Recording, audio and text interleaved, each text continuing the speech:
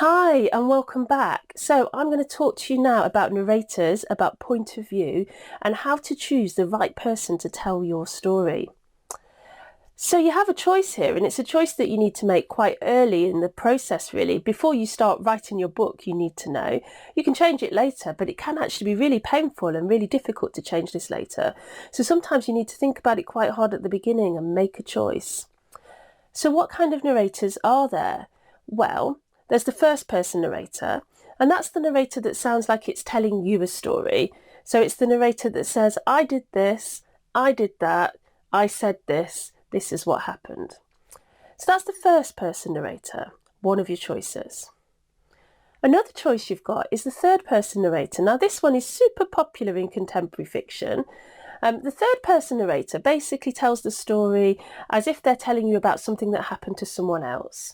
So he did this, she did that. There are various types of third person narrator. You can have a very close third person narrator so that it's almost like a first person narrator, but we're just replacing the I with a he or a she. Or you can have what we call an omniscient third person narrator, which is much more distant, almost all-seeing. Well, all omniscient means all-knowing, and that's where that word comes from. So that's the omniscient narrator. You'll have come across all of these kinds of storytelling modes. That's the basics and the technical stuff, but actually what's really more important when you're talking about the perspective and the point of view is whose story you want to tell. Who is the best person to tell this story? Whose is it? And why? And what kind of voice do you want to use? Do you want to use a voice that engages your reader and sounds like someone speaking? If you want to use that kind of voice, then you probably want a first person narrator. Or do you want a voice that blends into the background, that becomes almost invisible as your reader gets involved in the story? That would be your close third person narrator, because that way the reader can really focus on the characters and the plot and what's happening, which is why it's used so often in things like contemporary thrillers and crime fiction and that kind of thing.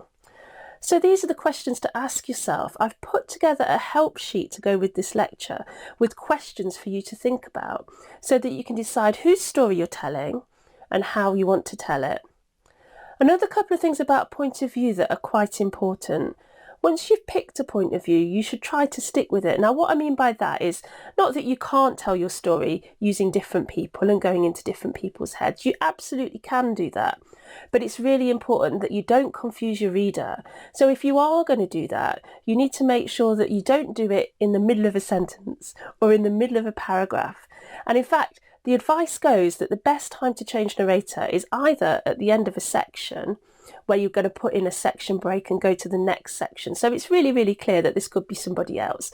And there are lots of cues for the reader to understand that something is changing. Or even better, to have chapters from one perspective and chapters from another perspective. And if you do that, you might even want to mark up on your chapters whose perspective we are hearing now. There are lots of fun ways to do that, and I've found that's been quite an interesting part of titling my work as I go through. But do make it clear for your reader. If you give your reader too much work to do in terms of just the logistics of your story, you can cause yourself some problems and they might put the book down. So be as clear as you can. Stick to one narrator, one point of view per chapter, ideally, per section at most, and just make sure that the reader knows what's going on and who's telling the story.